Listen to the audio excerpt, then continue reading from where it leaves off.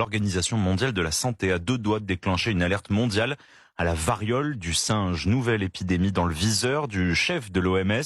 Il envisage de convoquer un comité d'experts pour décider s'il faut ou non qualifier d'urgence internationale les contaminations dues au virus repéré en France en 2022 et qui frappent en ce moment plusieurs pays d'Afrique. Yasmina Katou. Oui, la Côte d'Ivoire, le Kenya ou encore l'Ouganda ont recensé plusieurs cas ces derniers mois. Mais avec près de 12 000 malades et 450 morts, c'est la République démocratique du Congo qui inquiète le plus les autorités. La recrudescence de la variole du singe est due à une nouvelle souche plus mortelle.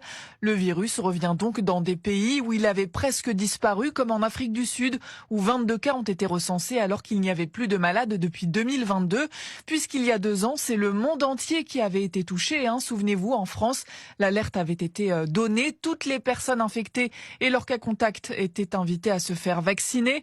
Puisqu'un vaccin existe en France, il permet de réduire les symptômes suivants: forte fièvre, maux de tête, courbatures. Des lésions cutanées très douloureuses sur les parties génitales peuvent aussi apparaître. Souvent, le malade guérit spontanément en 3 semaines pendant lesquelles il doit s'isoler.